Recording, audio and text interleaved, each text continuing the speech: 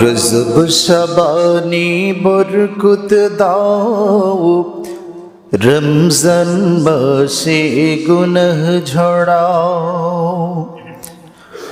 রজব শাবানি বরকত দাও, রমজান মাসে গুনাহ ঝড়াও। সপ্তাহ জুড়ে তুমি বরকত দাও, জুমার দিনে তে গুনাহ ঝড়াও। রজব শাবানি বরকত দাও, রমজান মাসে গুনাহ ঝড়াও। রজব শাবানি বরকত দাও, রমজান মাসে গুনাহ ঝড়াও। আল্লাহুম্মা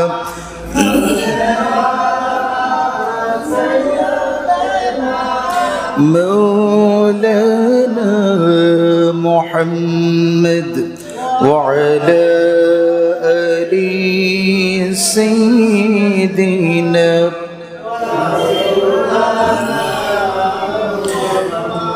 মুনমর কাদিরে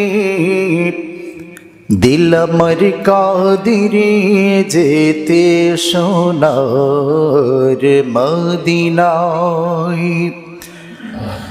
মুনমর কাদিরে দিল মর কাদিরে যেতে সোনার মদিনায়। ওই মদিনার পথের ধুলি, ওই মদিনার পথের ধুলি, জোড়াই মনো বেদনা।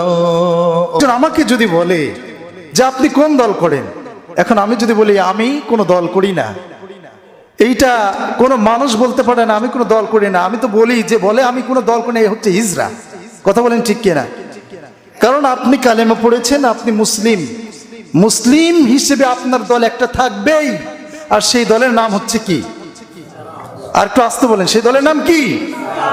ইসলাম। আপনি মুসলিম, অথচ আপনি যদি বলতে না পারেন আমার দলের নাম ইসলাম, তাহলে বোঝা যায় আপনি মুমিন নয়, মুসলিম নয়, আপনি হচ্ছেন মুনাফিক। কথা বলেন ঠিক কিনা?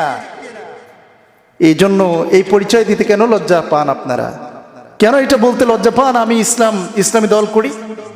কারণ ইসলামী দল তো আপনি পছন্দ করেন না, কারণ আপনি তো মুসলিম নয়। নামে জন্মসূত্রে মুসলমান আর ইমানের দিক দিয়ে মুসলমান এক নয়। আমার ভাইরা, এর আগেও বলেছি মুনাফিকদের স্তর হচ্ছে সর্বনিম্ন স্তর। কথা বলেন ঠিক কিনা? জাহান্নামে কালেমা পড়া মানুষেরা যাবে, আবার যারা কালেমা পড়ে নেই তারাও যাবে। কিন্তু সবচেয়ে নিম্ন স্তর হচ্ছে যারা মনে করে আমি মুসলিম কিন্তু আমার দলের নাম ইসলাম নয়, এই সকল মুনাফিকদের স্তর। এরা যাবে সবচেয়ে জাহান্নামের নিম্ন স্তরে। গত 2 দিন আগে ঢাকাতে আমাদের এক বোন, তিনি দলের ভিতরে থাকতেই মাইক হাতে, হ্যান্ড মাইক হাতে সে স্লোগান দিলেন লিল্লাহে তাকবীর, নারায়ে তাকবীর, আল্লাহু আকবার। সঙ্গে সঙ্গে তার দলের নেতাকর্মীরা তার হাত থেকে মাইক কেড়ে নিল। এখন তার পরের দিন এই বোনটি এসে বলছে যে ভাই, এই নারায়ে তাকবীর, আল্লাহু আকবার, লিল্লাহে তাকবীর, আল্লাহু আকবার স্লোগান, এই আল্লাহু আকবার স্লোগান এটা কি কোনো দলের স্লোগান নাকি? এটা কি কোনো ব্যক্তিগত কোনো দলের স্লোগান? আমি তো মুসলিম, আমি একজন মেয়ে, একজন মুসলিম হিসেবে আমি তাকবীর দিয়েছি, আল্লাহু আকবারে তাকবীর দিয়েছি। এইটা যদি কোনো দলের স্লোগান হয়, আর এইটা যদি কোনো দলের বিরুদ্ধে স্লোগান হয়, আমি মুসলিম বোন হিসেবে, একজন মেয়ে হিসেবে সেই দল আমি আজকে বয়কট করলাম, যে দলে আল্লাহু আকবারের স্লোগান দেওয়া যায় না। কথা বলেন ঠিক কিনা? এই বোন বড় একটা দায়িত্ব ছিল এই দলের, বললো যে আল্লাহু আকবার স্লোগান যদি তোমাদের দলে দিতে যদি বাধাই হয়, সেই দল আমি একজন মুসলিম মেয়ে হিসেবে আমি সেই দল করব না। এই জন্য যাই করতে যান, আল্লাহু আকবার এই স্লোগানের সঙ্গে বিরোধিতা করার কোনো সুযোগ আছে নাকি? আমার দলের নাম ইসলাম এটা বলতে কোনো আমাদের বাধা আছে নাকি? আমার ভাইয়েরা, এই ক্ষেত্রে আমাদের কোনো বাধা নাই। আমি তো বলি যে আমরা যদি কোরআন থেকে কথা বলি, হাদিস থেকে কথা বলি, এই জায়গায় কোনো যদি চোর থাকে তাহলে তার উচিত সেইখান থেকে তাকে তওবা করে বাড়িতে ফিরে যাওয়া, যে আমি আর কোনোদিন চুরি করব না। ঠিক কিনা বলেন? আমি একজন জিনাকারীর বিরুদ্ধে কথা বললাম যে জিনা করা যাবে না। এখন এখান থেকে উচিত, আমি আজকে শুনলাম যে জিনা করা যাবে না, এটা বিশ্বনবী নিষেধ করেছেন এবং তার ভয়াবহতা বুক পর্যন্ত গেড়ে দিয়ে পাথর মেরে দুনিয়া থেকে বিদায় করার এই হুকুমটা কার? তার মানে আজকে থেকে আমি আর কোনো জিনা করব না। আমি চিন্তা করলাম যে বিশ্বনবী বলেছেন কেউ চুরি করলো তাকে হাত কেটে দাও, এটা আল্লাহর বিধান, চুরিও করা যাবে না, এরপরে চাঁদাবাজিও করা যাবে না, এই বিধানটি আল্লাহ তাআলা করে দিয়েছেন, তার হাত কেটে দাও, আমি আজকে করব না। এখন চিন্তা করলেন হুজুর কেন আমার বিরুদ্ধে বললো চাঁদাবাজি, আমি নিজে চাঁদাবাজি করি, আমার বিরুদ্ধে কেন বললো? লেগে গেলেন হুজুরের বিরুদ্ধে, হবে নাকি? আপনি জিনা করেন, এখন চিন্তা করলেন হুজুর আমার বিরুদ্ধে বলছে, লেগে গেল হুজুরের বিরুদ্ধে, হবে নাকি? আপনি নামাজ পড়েন না, চুরি করেন না, ডাকাতি করেন না, আপনার বিরুদ্ধে আলেমেরা কথা বলেছে আর আপনি কাউন্টার দিলেন, হবে নাকি? হবে না ভাই, বরঞ্চ এখান থেকেই তওবা করতে হবে। রব্বুল আলামিন, আমি এতদিন যা করেছি, ইসলামের বিরোধিতা করেছি, চাঁদাবাজির দলে ছিলাম, চাঁদাবাজি করেছি, আজকে থেকে আমি আর কোনো চাঁদাবাজিও করবো না, ইসলামের বিরোধিতা করবে না, আমি হচ্ছে মুসলিম হিসেবে আমি ইসলামী দলে যোগ দিলাম। এই তওবা করে যদি আজকে আপনি এখন মারা যান, এই তওবা করে তুবু ইলাল্লাহি তাওবাতান নাসুহা, এমন তওবা যদি কারি যদি হন, আর এ পর্যন্ত এর পূর্ব পর্যন্ত আপনি যত গুনাহ করেছেন খালিস দিলে মুখলিস হয়ে এমন যদি তওবা করতে পারেন, বিশ্বনবী বলেছেন নবজাতক বাচ্চা পৃথিবীতে ভূমিষ্ঠ হলে তার যেমন গুনাহ থাকে না, এই লোকটা এমন তওবা করার কারণে তার জীবনে কোনো গুনাহ থাকবে না। সুবহানাল্লাহ। এজন্য আমরা ইসলামের পক্ষে থাকবো না বিপক্ষে থাকবো? চাঁদাবাজের পক্ষে থাকবো না বিপক্ষে থাকবো?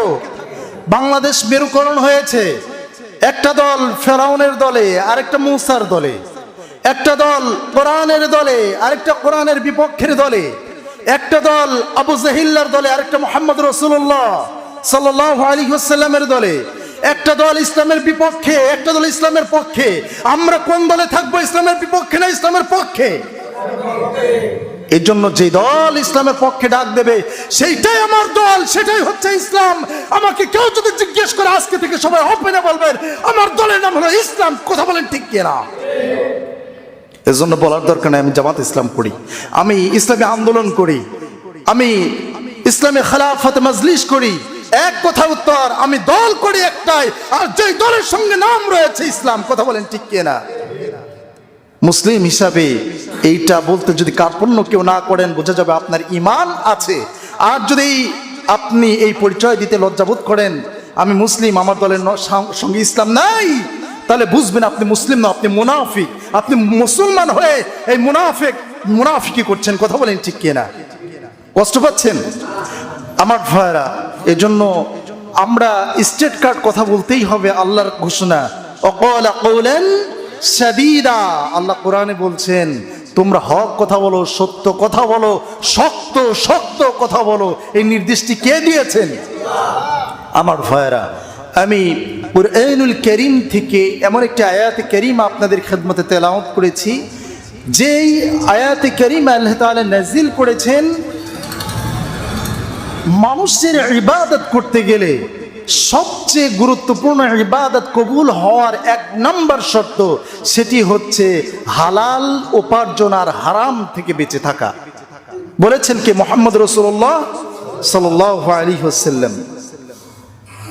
আমার ভাইরা, বিশ্ব নবীর কাছে যখনই কেউ কোন মুসলিম ইন্তেকাল করত, বিশ্ব নবীর কাছে গিয়েছেন, যাওয়ার পরে বলেছেন ইয়া রাসূলুল্লাহ, আপনার অমুক সাহাবী ইন্তেকাল করেছেন। বিশ্ব নবী সর্বপ্রথম বলেছেন ওই লোকটার জানাজা পড়াবো, তবে ঠিক আছে, তবে শর্ত হচ্ছে তার কোনো ঋণ আছে নাকি। প্রথম শর্ত কি? তার যদি ঋণ থাকে আমি মুহাম্মদ তার সালাত পড়াবো না। আপনি নামাজ ঠিক মতো পড়েন নাই, আল্লাহ তাআলা ইচ্ছে করলে মাফ করে দিতে পারেন। আপনি রোজা ঠিক মতো করেন নাই, আল্লাহ তাআলা ইচ্ছে করলে মাফ করে দিতে পারেন। আপনার সামর্থ্য রয়েছে, তারপরে আপনি যাকাত দেন নাই, সামর্থ্য রয়েছে হজ করেন নাই, আল্লাহ ইচ্ছে করলে মাফ করে দিতে পারেন। কিন্তু ঋণ হলো এমন গুনাহ যেটা হলো বান্দার সঙ্গে বান্দার সম্পর্ক। কথা বলেন ঠিক কিনা?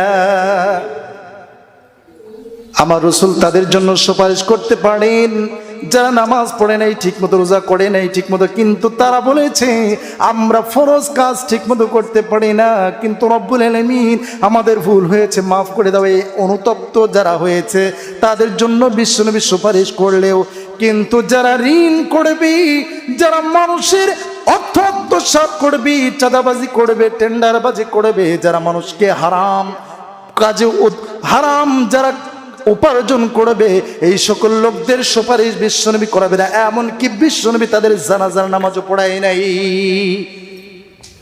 তাহলে যারা চাঁদাবাজি করছে তাদের পাওনা টাকা নিয়ে আসছে নাকি? কথা বলেন ঠিক কিনা?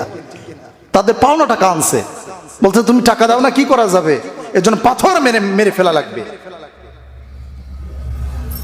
তোমারও সামর্থ্য রয়েছে, কাজ করে খাও, না পারলে ভিক্ষা করো।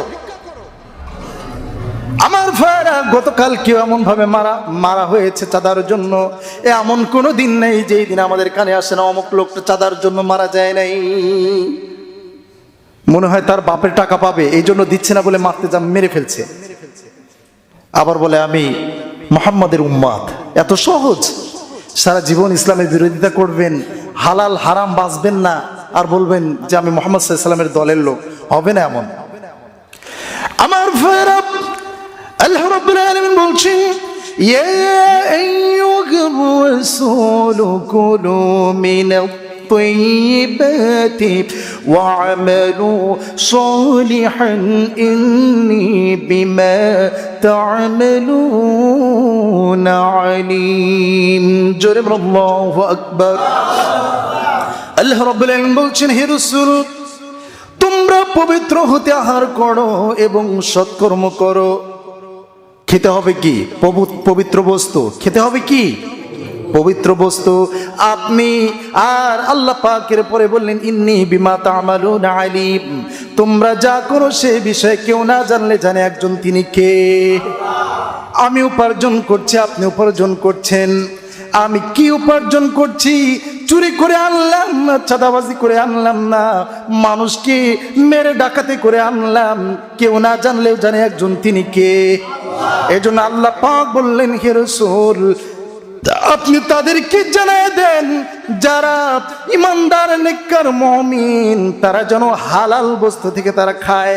কি খাবে? হালাল বস্তু থেকে উপার্জন করে খাবে। আমার উপার্জন কি হতে হবে? হালাল। আমার ভাইরা, ওই যে আপনার ইমান 500 টাকা বিক্রি করে ওই টাকা দিয়েও খাচ্ছেন, হালাল না হারাম? ওইটাও হারাম। তার মানে আপনি উপার্জন যেটা করছেন, যেটা আপনার পরিবারের জন্য ব্যবহার করছেন, চিন্তা করবেন যে টাকাটা আমি গ্রহণ করলাম সেই টাকাটা আমার হালাল না হারাম। ইবাদতের পূর্ব শর্ত হচ্ছে হালাল উপার্জন, হালাল ইনকাম, হালাল খাওয়া। কথা বলেন ঠিক কি না? এরপর আল্লাহ পাক রব্বুল আলামিন বলছেন ولا تأكلوا أموالكم بينكم بالباطل وتدلوا بما إلى الحكام لتأكلوا فريقا